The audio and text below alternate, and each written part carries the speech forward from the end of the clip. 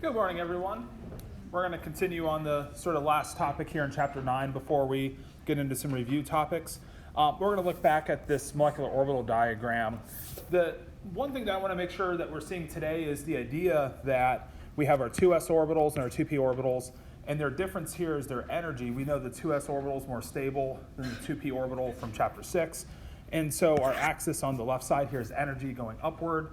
And so then our 2s orbital gets its overlap, if you will. It's allowed to kind of have its bonding overlap downward and its anti-bonding orbital upward.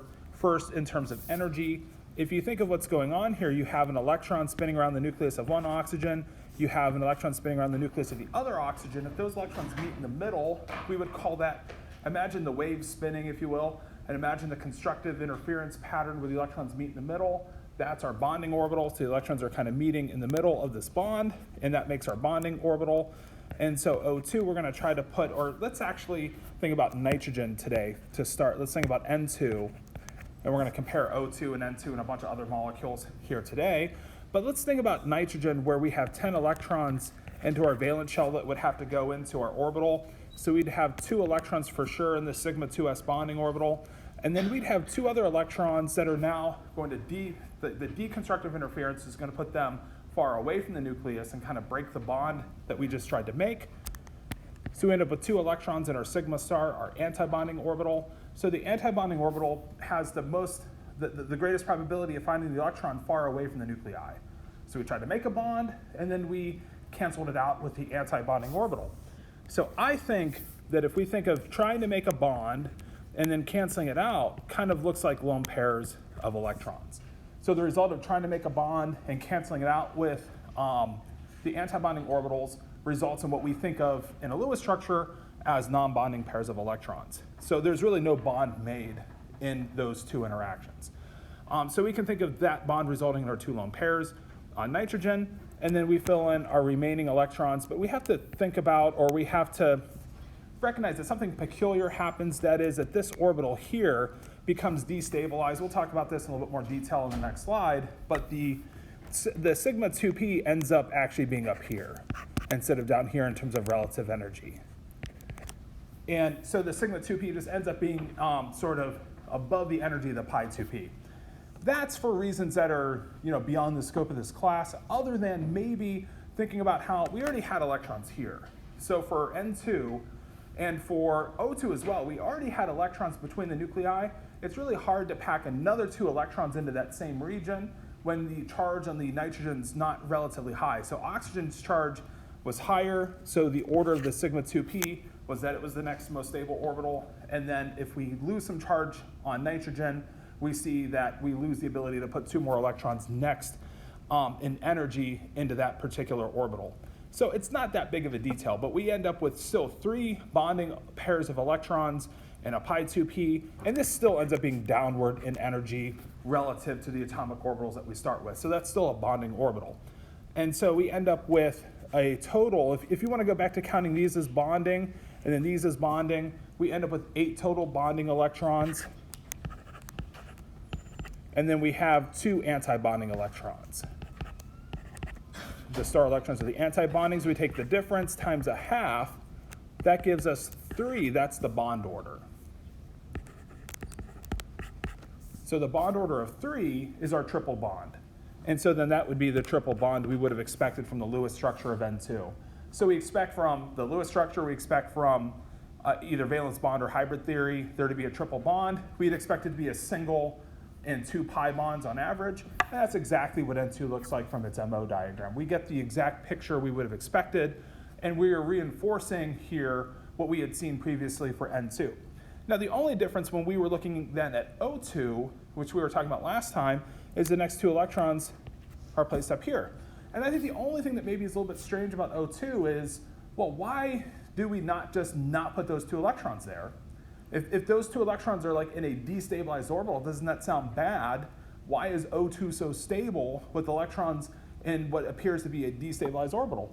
Well, this all has to do with charge. Like oxygen's charge would really not like to be O+. If we imagine O2+, O2+ would have the same configuration as N2+, or excuse me, O2+. if we took 2 electrons off of O2, it would have the exact same count of electrons as N2 and would have the same type of bond order as N2, but it would have that positive charge. We'd have oxygen, which wants electrons, now with positive charges. So having what looks like a destabilized configuration in terms of its MO diagram is made up for the fact that it has the right charge balance. So charge balance is really important for atoms. They, really, like the electronegative atoms don't want to be positive. They don't necessarily want to be neutral either. Oxygen is going to try to find something to take electrons from to go to a negative oxidation state, to become negative in charge in something like SO4 2-, or in something like water, how it can pull electrons towards itself in water. But O2 is still a stable molecule with that double bond, despite having 2 electrons, despite those electrons being spin paired and the molecule being paramagnetic. So let's take a look at a couple of different diagrams here. What this slide here is comparing is dilithium. So let's think of the number of valence electrons for these molecules. So lithium-2 would have 2 valence electrons. And so these are our valence diagrams here. So we would just be putting 2 electrons into the sigma 2s orbital for that molecule. And then our bond order, we can try to calculate the bond order for the molecule. And remember, that's 1/2 times the bonding minus the anti-bonding. So that's going to be equal to 1/2, 2 minus 0. And so that's going to be equal to a single bond. So this is what we had seen previously. So lithium-2 described as a single bond. If we go to diberyllium, beryllium has 2 valence electrons each, so that's 4 valence electrons total. So we're putting 4 electrons in, and so then that would have a bond order of 1/2, 2 minus 2 for 0. And so diberyllium just wouldn't exist, not a stable molecule.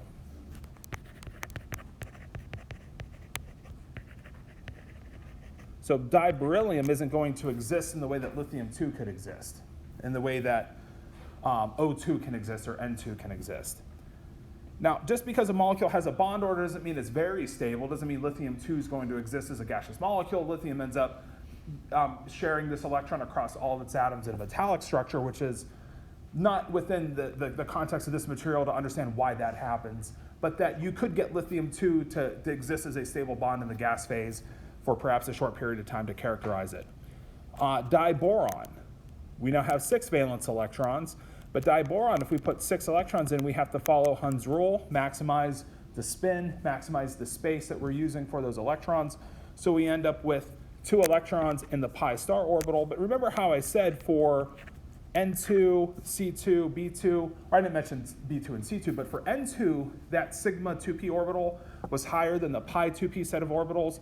Notice when we eventually get to O2, when we get across to F2 and neon 2, that the sigma 2p orbital is really being greatly impacted by the electronegativity from left to right of the boron to carbon to nitrogen trend.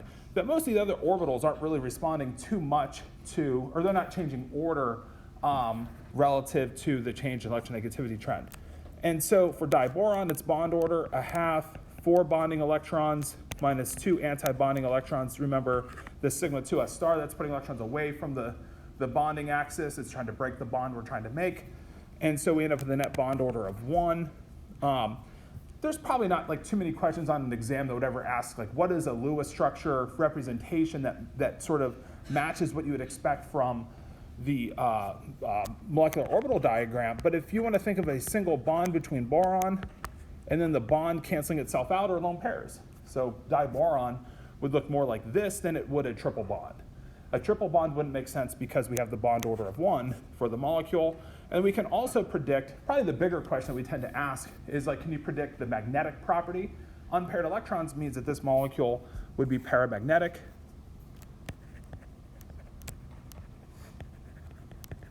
Drawn into a magnetic field. Lithium-2 would be diamagnetic. If beryllium-2 could exist, it would be diamagnetic as well. It doesn't have any unpaired electrons. So we need at least 1 unpaired electron to pull a substance into a magnetic field. Dicarbon would have 8 valence electrons. So we're putting 2 electrons in, 2 more, and then our final 4 electrons into pi orbitals. So C2 is a really interesting molecule in that its net bond of 1/2, 6 minus 2, its double bond is interestingly 2 pi bonds. So if you think of what is the actual bond between 2 carbon atoms, on average, this double bond, our lone pair canceling itself out for a lone pair, that this bond here is actually best described as being 2 pi bonds, because that's the average bond that's kind of left over. We canceled the electron, we canceled the 2s out with the 2s star for the lone pairs.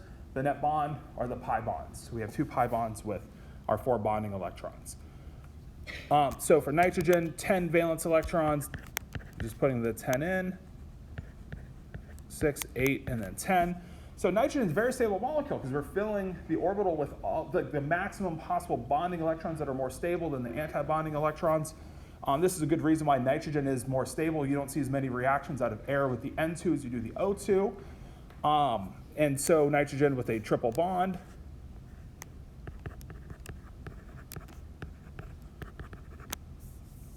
And then B2 and, dicarbon dinitrogen. These are both diamagnetic, not drawn into a magnetic field. And then O2, of course, is.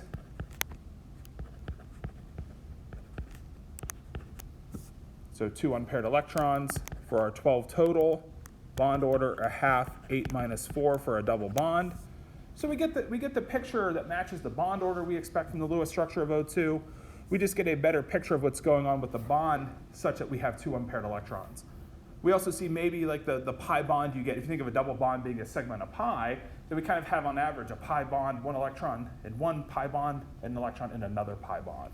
Because we're kind of on average breaking one of those pi bonds we tried to make with the pi bonding electrons. Not a big detail that you see the picture, can kind of have a picture of all these electrons in the orbitals that they look like, but you can kind of get that detail from a molecular orbital diagram. And then obviously the key detail here is that you get that oxygen's paramagnetic, which was the key property. That was the key detail that we were missing from our other models.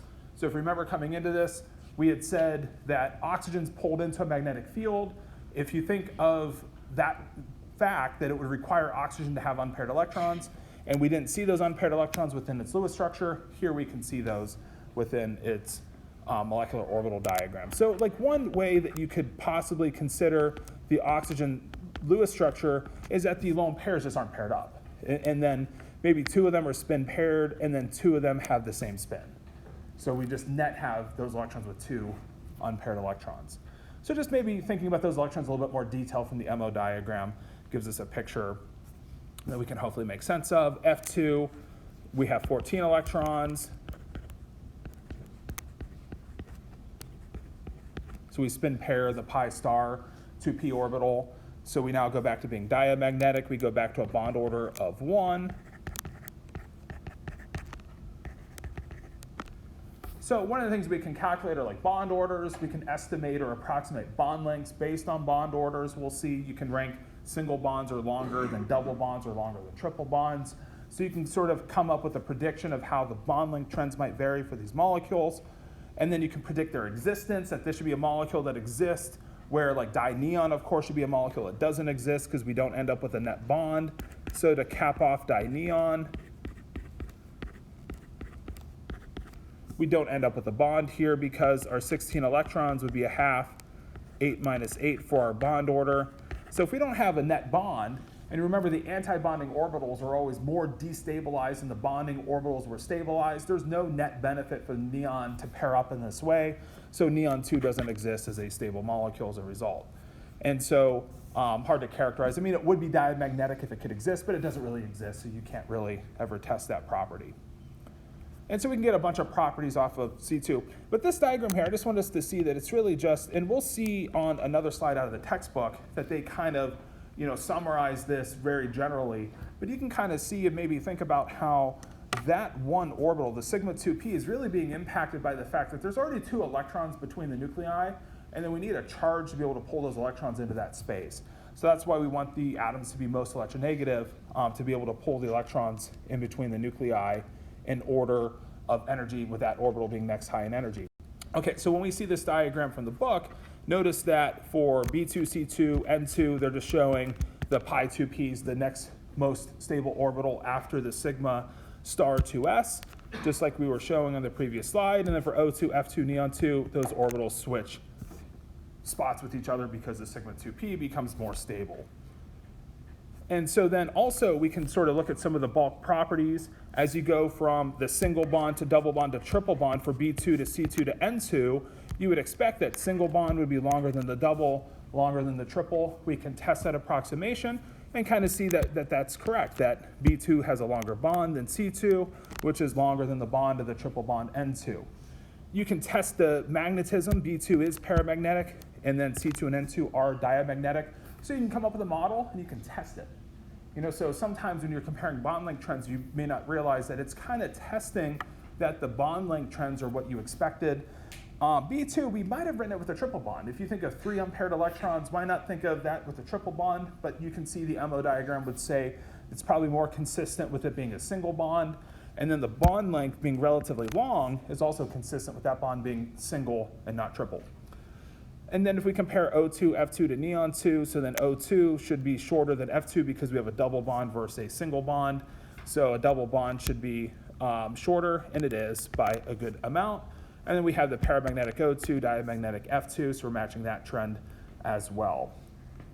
We can even compare and look at, if you go back to atomic radii trends, you can make sense of B2 versus F2 as well. If they're both single, boron's bigger than fluorine. So whenever you're comparing bonds that are the same type, whenever the bond orders are the same, you can compare the atomic size.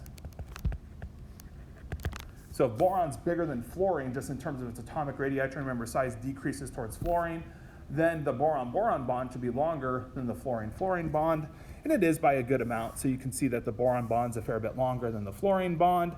And then you could even do this trend with C2 versus O2. The carbon atom is bigger than oxygen, size decreases towards fluorine, and so oxygen's smaller than carbon. So the O2 bond should be shorter than the C2 bond, and it is to a small extent.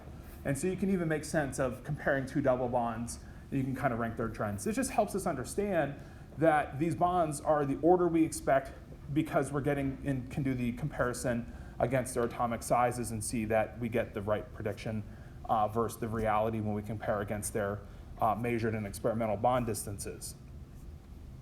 Now, what do you need to know in the exam? This will come in the next slide. But this is just a reminder. We talked about this slide last time. Diamagnetic all-spin paired electrons, not pulled into a magnetic field, actually weakly repelled by the magnetic field. And then paramagnetic atoms or molecules are pulled into a magnetic field because they have unpaired electrons. So O2 is paramagnetic, not diamagnetic. Okay, so what do we want you to be able to do on the test would be to take diagrams that look like this. Because I don't want you to memorize the order of the orbitals. What I want you to memorize or comprehend is how to come up with what these orbitals are, what they're representing. So you'll get diagrams that look just like this on your test, so that you'll be told B2, C2, N2 have the pi orbital next highest in energy after the sigma star 2s. So what you'll have to do is just know which orbitals are the sigma 2s's, what are the star versus the bonding orbitals. So we'll have to know how to put some labels in here, and we'll have to know how to fill electrons in from low to high energy. So we'll have to know that energy is increasing here from top to bottom. And then O2, F2, neon 2, the only difference is that sigma 2p orbital is drawn with a lower relative energy. So it's going to be filled before the pi 2p set of orbitals. And so before we look at the question where it's asking about C2, 2 minus, is that notice that it says for B2, C2, N2, and their ions, we use the left side figure, and then O2, F2, neon 2, and any ions of those molecules we use on the right side. And so what we want to be able to do is recognize that this is the sigma 2s orbital, meaning it's the sigma bonding orbital where we're putting electrons between the nuclei, but from the s orbitals. So s orbitals are spherical, so the only way they're bonding is on that bond axis. That's a sigma bond. And then we have the anti-bonding orbital that tries to break. So if we have the electrons being in the middle for the bonding, the anti-bonding puts the electrons far away from the nuclei. And then we have our pi 2p next. The pi set is the one that there's 2 of.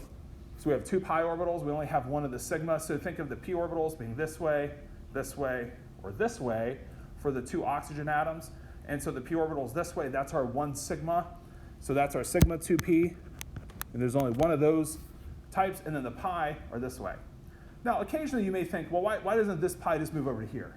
But it can't move to there because it's an orbital literally with the electron spinning around that p orbital, around its nucleus. So you can't just move an orbital If you hybridize it, we change the direction in hybrid theory, but we're not physically changing where you actually put the orbital. So the p orbital is this way and this way. Those are two interactions that give you two bonds that are identical and of the planar variety. So we get the pi 2p, then the sigma 2p, then the pi star 2p, and I'm just noting that it's the pi because there's two, and then the sigma 2p star goes upward. So those are the antibonding orbitals for the 2p orbitals. And then for O2, F2, neon 2, their ions, we have the sigma 2s star again, and then the sigma 2p comes next, then the pi 2p, then the pi star 2p, and then the sigma star 2p. So all we really want to make sure you know how to do is fill electrons in, calculate bond orders, maybe compare bond lengths, and then predict paramagnetic, diamagnetic. And so if we're doing C2, 2 minus, we're going to plug in 2 times 4, and then plus 2 for that negative charge. So we're plugging 10 electrons into the proper diagram. So 2 electrons in, 2, 4, 6, 8, and then 10.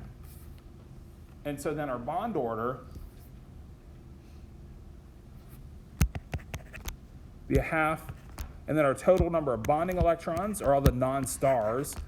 So think of the orbitals without the star. Those are the bonding orbitals that go downward in energy. Those are orbitals where we're putting electrons between the nuclei. We're trying to physically make a bond between the nuclei. So we have 8 bonding electrons and then 2 antibonding electrons. So the antibonding electrons 2 are just those 2 there. And that gives us a bond order of 3. And so this turns out to be the carbide ion, which would look like this in terms of a Lewis structure. So we have the triple bond, we have the lone pairs, we have the right number of electrons, we have the charges, and then that's what that molecule would look like. And then all the electrons are spin paired. So our bond order is triple, it's 3, and then we have a diamagnetic molecule. So I don't know how to remember, like it's just like a term like oxidation reduction where we have to remember para is the pulled into the field. So you can think para pulled into a magnetic field. You can think oxygen's paramagnetic. Oxygen's not diamagnetic, so I don't know, O and then the letter P come next to each other. I don't know. So somehow, just remember paramagnetic pulled into the magnetic field, diamagnetic repelled by the field.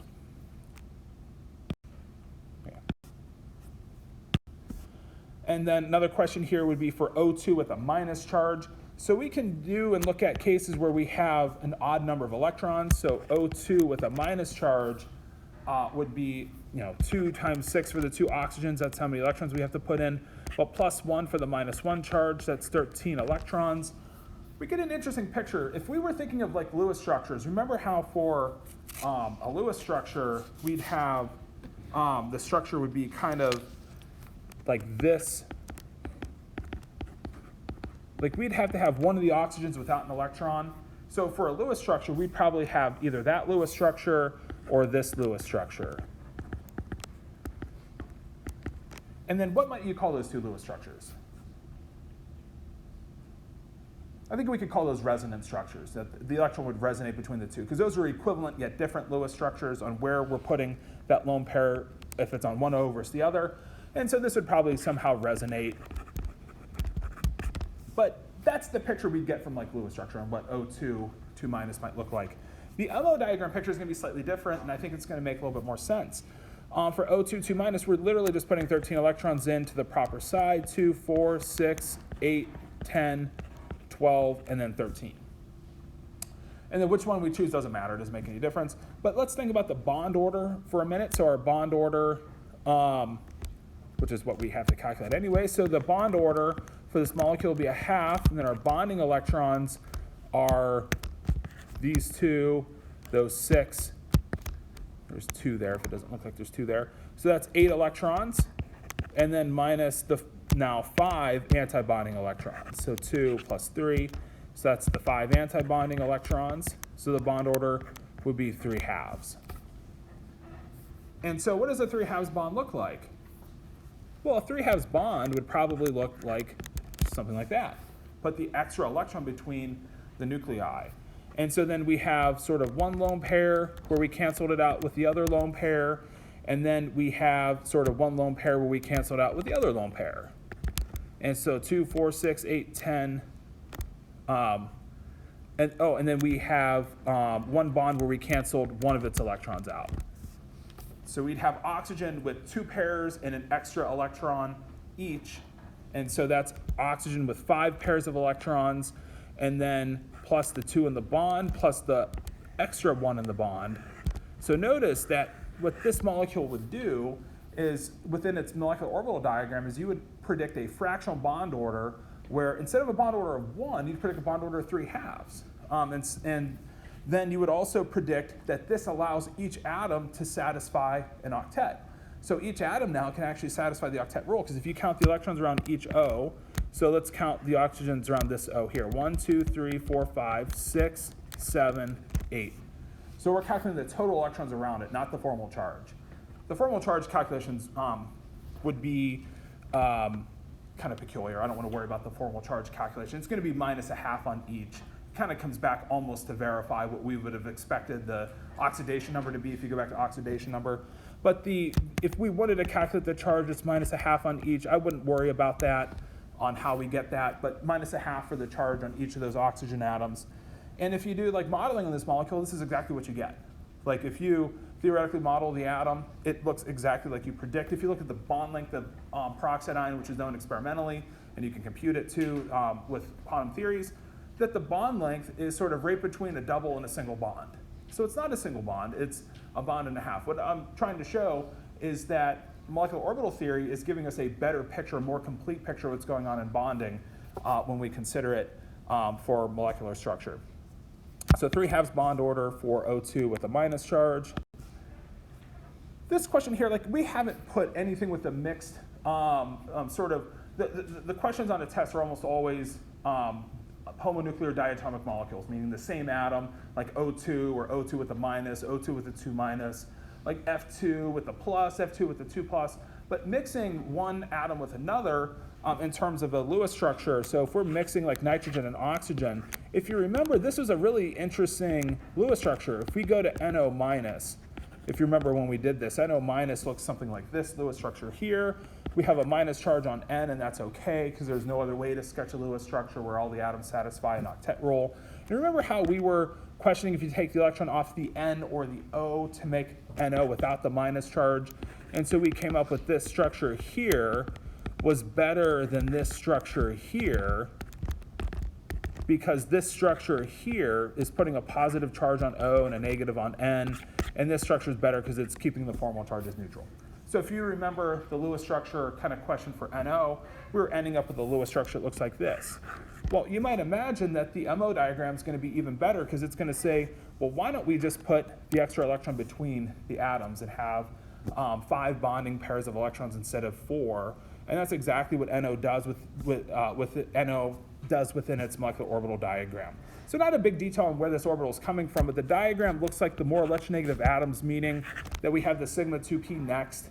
So we go sigma star 2p, or excuse me, sigma 2s, sigma star 2s, sigma 2p, pi 2p. Don't worry about reproducing such a diagram, but just think about how we're going to put 11 electrons in, 5 for N, 6 for O.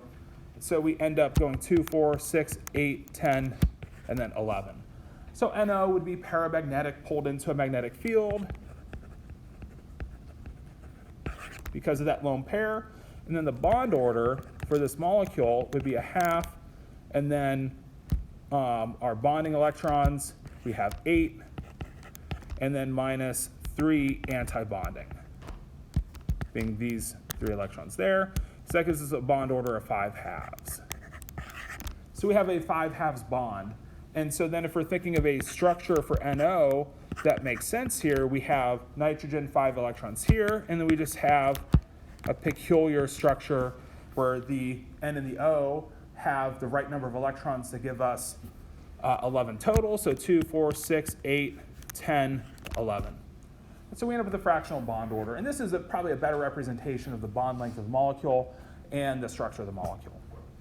So I just wanted to show how you can do a mixed molecule like this. One that's interesting, but probably not worth the time to actually sketch it out, is like ClO minus is pretty interesting too, because it looks just like F2. Like if you think of the F2 diagram for having 14 electrons, ClO minus kind of fits that model too. You can come up with like some mixed pictures for what some different ions look like that we had talked about Lewis structures of earlier in chapter 8. But in terms of exam questions, we're usually just questioning things like O2, C2, N2, maybe ions of those molecules. So anytime you have an ion, you're just using the diagram for the B2, C2, N2 are their ions, or O2, F2, neon 2 and their ions. You're just using those two different diagrams, filling electrons in accordingly, and then answering whatever questions there are. Okay, so this question here was in the early notes of chapter 9. I said we'd skip it for later. This is a peculiar question to me because I think it's an important topic that apparently my colleagues don't share the same feelings for. So we haven't put a bond length question on a test in a while, but I think this is an important topic to calculate bond length, so I don't think that we were wasting time by covering this math problem early in the class, because it allowed us to calculate for formal charges how big are those partial charges. So when we're saying a bond is polar and the charges aren't quite +1 or -1 in something like HF, we were actually calculating it was about 0.4 units of charge, so -0.4 on F, +0.4 on H if you recall.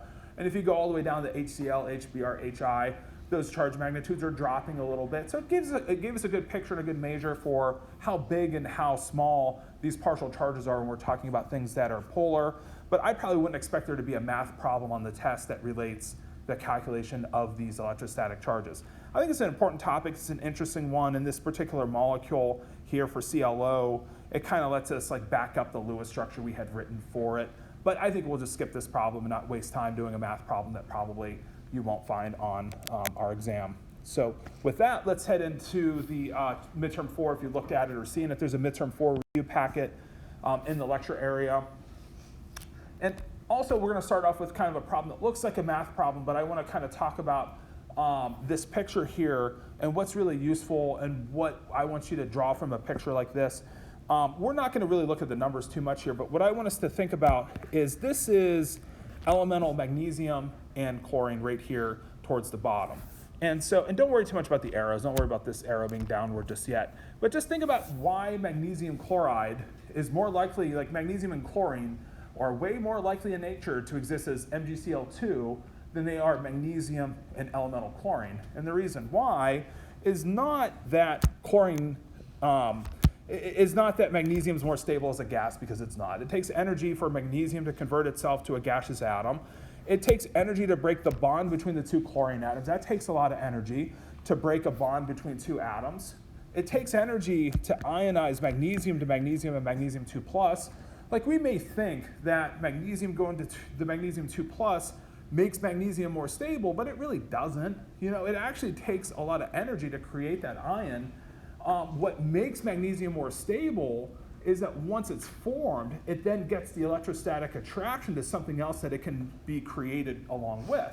So if you're creating magnesium 2+ at the same time that chlorine is taking those electrons that are given off from the magnesium, and that gives you back a little bit of energy here. You know, like the chlorine going to chlorine minus gives off a little bit of energy, but that only gets us to here. So if you just take magnesium and chlorine and turn them into magnesium 2+ and chlorine minus, that's not the full picture. That's not why they exchange electrons. Why they exchange electrons is the electrostatic attraction they then get for each other when they form the compound. So once they form magnesium chloride, they get all of this energy, that lattice energy. They get the lattice energy kind of as a result of that electrostatic attraction between their ions. So you take magnesium 2+, 2 chloride ions, and allow them to react together, then that becomes a very exothermic reaction that then drives the formation of magnesium chloride well below the energy of the reactants that we started from. So like the reason why magnesium chloride forms is because ultimately it's more stable than where we started. You see, it's a very complicated picture. So, you know, but it's very confusing sometimes by the way we talk about configurations. That magnesium losing 2 electrons is better than it losing any other count of electrons, but it's because that the resulting ion then has that attraction with what it can form as a result. And so once you form magnesium 2+, it then has that electrostatic force of attraction with chlorine. Now you may say, why not go to magnesium 3+ and chlorine 2-? Because isn't that even a stronger lattice energy? Well, think about that for a minute.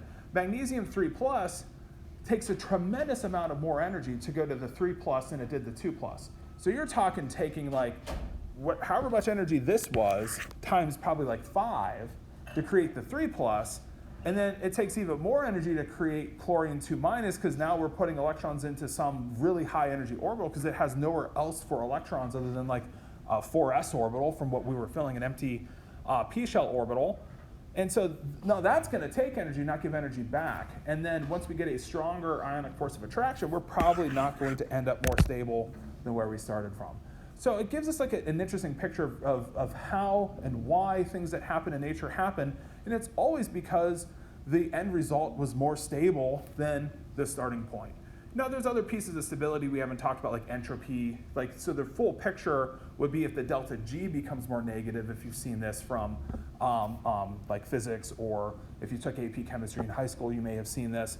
But it's not just about the bond strength, it's also about the relative disorder of nature that's going along with these reactions. But as long as you are somehow creating something that's more stable and have a full picture of what that means, then that type of event can take place. And so I just wanted to kind of show that most of the steps in the formation of elements into ionic compounds are positive in energy. The only negative steps are the electron affinity and then the lattice energy, the opposite of the lattice energy, the pairing up of the ions once they're formed. Okay, so there was no actual question on that topic, but then where we use lattice energies in terms of a question on the test that you might expect is to compare the relative degrees of lattice energies. And so lattice energy is really related to energies of electrostatic forces of attraction. The energy of electrostatic attraction are proportional to our charge magnitudes divided by their distance of separation. We need a plus and a minus, of course, to have attraction. So let's think of the magnitude of the attractive force between plus and minus. So let's think about the magnitudes of the charge. So let's think of the absolute value of these charges just to make our energy of electrostatic attraction be a positive quantity. And so that force of attraction is what must be overcome to break an ionic bond. Our lattice energy is just proportional to this energy of electrostatic force of attraction. So the more strongly attracted ions are, the harder they are to separate. And so the lattice energy, therefore, is just proportional to the magnitudes of charge. So if you increase the magnitudes of charge, you increase the lattice energy. It makes it harder to separate the ions. So plus 2 minus 2s, harder to separate, higher lattice energies than plus 1 minus 1s. So when I compare the 1s and 2, magnesium 2 plus sulfide, plus and minus, it's harder to separate. We have a greater lattice energy for the magnesium sulfide than we do the sodium chloride, just as a basis of the magnitudes of charge. And then we also have the 1 over d, that if I put the ions closer together, I'm going to increase the energy of attractive force between the ions. So if I have an ion here and an ion 3 miles away, very weak attraction. If I have ions right next to each other, much more strongly attracted together, harder to separate the closer they are. And so the smaller the ions are, the closer those charges can get. And so we see that as the ions become smaller, then they will have a stronger force of attraction. So smaller ions, the 2 plus, 2 minus. When I'm comparing ions that have the same magnitudes of charge, I'm looking at their sizes. So when I'm comparing the ions in option 1, MgO over CAS, they're both 2 plus, 2 minuses. Here I'm looking to the smaller MgO has a stronger lattice energy as a result of the ions being smaller. So what I need to look at is just evaluate if the charge is greater, you get a huge difference in lattice energy. So the only thing you need to consider if there's a difference in charge is that charge. So this is a big difference here. And this is a relatively small difference, the size trend. Hence, the charge trend will trump the size trend. So when you're comparing lattice energies, just look to the greater the magnitudes of charge, the greater the lattice energy. And then if the ionic compounds have the same charges, then look at their sizes.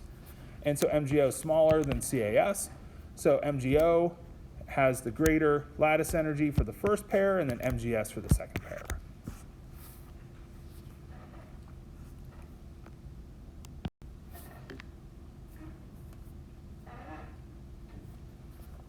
So among B, C, N, and O, which atom pairs up with F to make the most polar bond? So the greater polarity is just greater difference of electronegativity.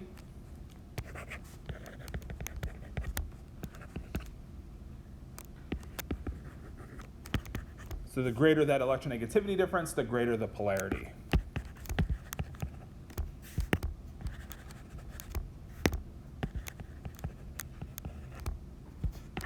The greater the polarity, the greater the magnitudes of the partial positive and partial negative charges.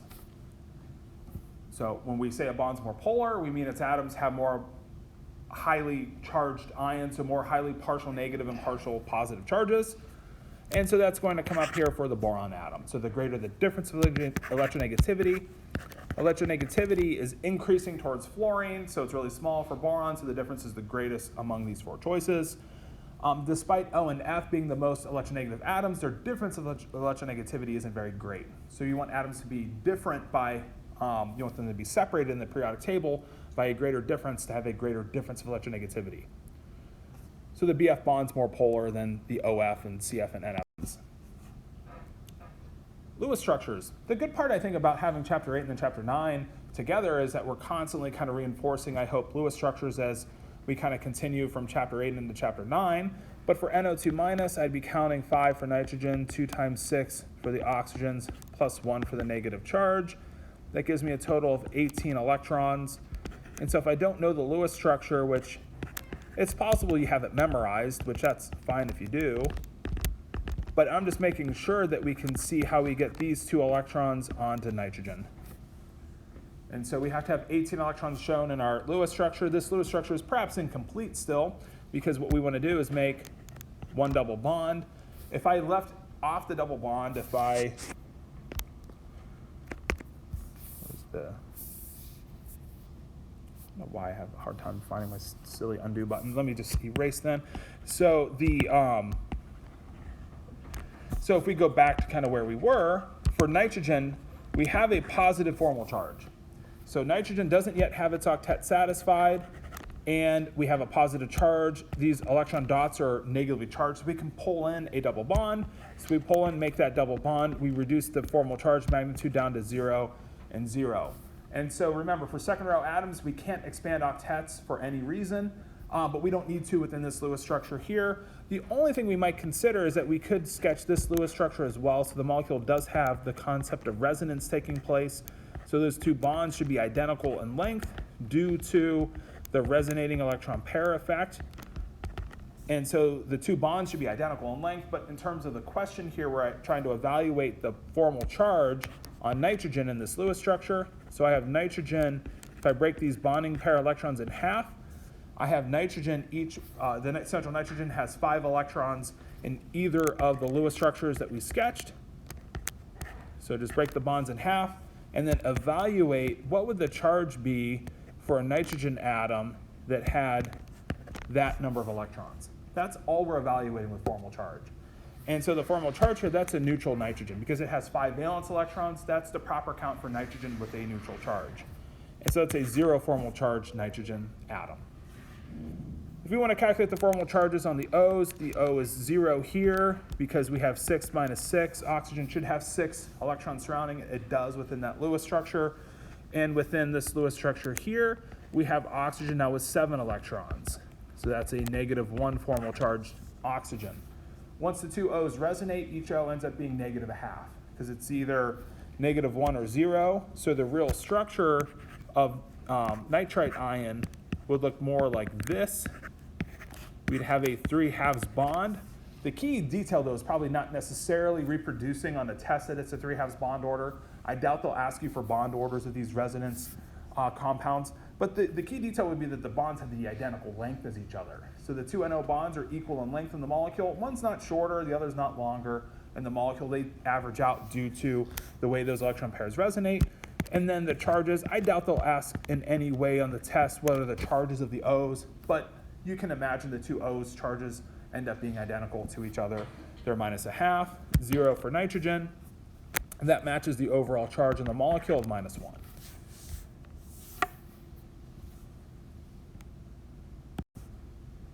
What about PO43 minus? Now, some of these ions, when we get into the 3rd row, have the possibility of trying to satisfy or minimize formal charges through breaking the octet rule.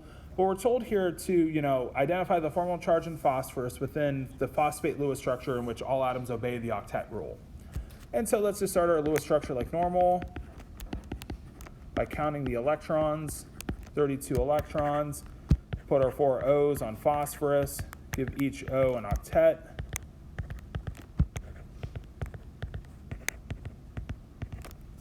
And that's all 32 electrons. There's none left over for the central phosphorus. And so then at this point here, phosphorus has its octet satisfied. And so this would be the Lewis structure in which all the atoms are satisfying the octet rule. Phosphorus's formal charge would be +1. Phosphorus is, should have 5 electrons surrounding it. Only has 4 within this Lewis structure on average, assuming those bonding pairs are equally shared. And that gives phosphorus that +1 formal charge. And then the oxygen's not asked in the question, but the oxygen formal charges are all -1.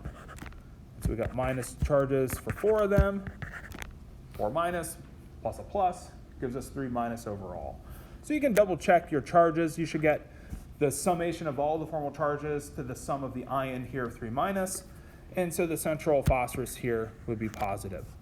Now, I do think that we've agreed as an exam committee finally that the structures that you might write, like if you want to write this Lewis structure here to satisfy or minimize formal charges, that this probably doesn't happen, and we're probably not going to ask too many questions about if it did happen, what would the consequence look like. But if we wanted to minimize the formal charge of phosphorus to 0, we might write this structure here. We'd have -1s for the other oxygens, so those are our -3 charges. Somehow we'd have to have resonance take place. So probably a bigger detail within whichever structure you think is better is just to picture that phosphorus has 4 identical PO bonds that have the same length. If you circle back into bonding models, if you come back to remember what pi bonds are, that they're from the overlapping p orbitals. Phosphorus here, if you think of phosphate structure within either Lewis structure, is going to be tetrahedral. So if you're picturing a tetrahedral phosphorus, which if you then also say, well, tetrahedral should be sp3 hybridization, where are the p orbitals that are left over to make a pi bond? Like, how can we even possibly make a pi bond here? And there really is no way to make a pi bond. And even if you did, I have no idea how it would resonate. Resonate, if you look at the resonance structures, those p orbitals all align. You get an orbital that holds all those electrons simultaneously. Very nice picture. I don't even know how you get that type of picture for phosphate. So I think it's really best thought of as having these 4 single bonds, probably not a double bond. But if it did ask for the structure that minimized magnitudes of formal charge, which I doubt we'd ever ask, you'd go with a structure that looks like this. And if we did, or if we showed you a structure, you could still calculate the formal charge on this phosphorus is 0. And then this oxygen's formal charge here is also 0 with the double bond. So you can calculate formal charges, comprehend the structure, and maybe mildly understand the dilemma we would have of still trying to see that those bonds are equal in length. This question here was from, I forget where I took this from. This is from some exam bank or something on like an ACS exam bank. And I thought this is like a really interesting question because this is a pretty tricky question that gets at really what resonance is and what resonance isn't. And so if you look at the question, it's saying which of the following has resonance structures? And what a resonance structure, the pure definition is it's a equivalent yet different Lewis structure. So we're trying to sketch a second Lewis structure that's equivalent to this structure but different from which atoms we're making up the structure with. The first structure, there's no way I can move those electrons around to make something that looks identical. Like even if I were to make this Lewis structure here, you guys see how that's a completely invalid structure. And it's not equivalent yet different. It's bad. It has 5 bonds to carbon. Like this is horrible here. Like this is a different structure, and it's not equivalent, and it's not even correct, and it's improper. So I mean, there's no other structure I can sketch for 1. So 1 does not have resonance. The structure 2 does. If you look at this structure here, it might be a little bit hard to see. Let me zoom in a little bit. If I take these electrons here and move them into here to make a double bond, I move this double bond over to that carbon, put the double bond between the other carbon, and move this electron pair onto the top atom, the other oxygen, then I would create an ion, or I'd have a Lewis structure that looks like this.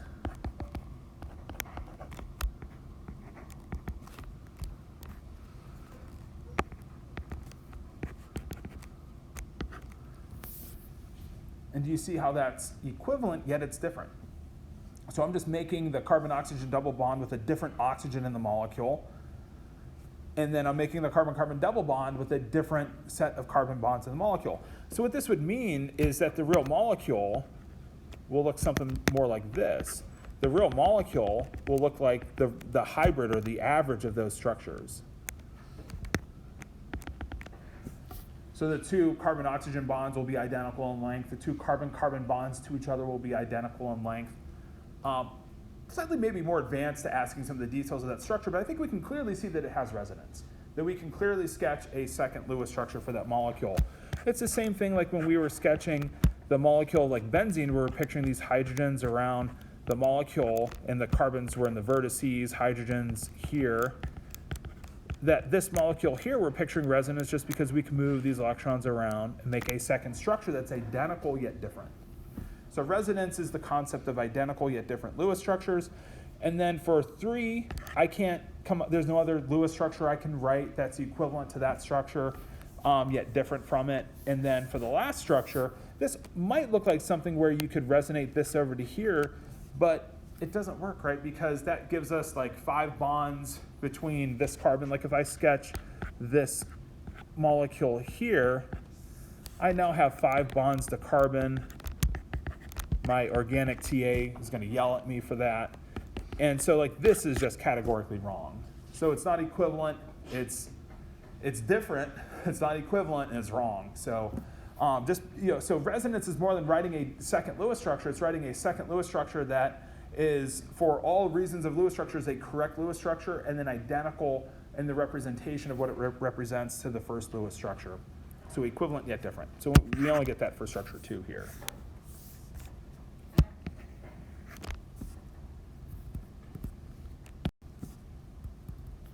So this question here is asking us to determine like the average bond order from the Lewis structures that are satisfying the octet rule. So the first Lewis structure we come up with would have a double bond that would resonate over to the other O's. We'd have a bond order of more like 4/3 for this molecule. So the bond order here on average would be 4/3.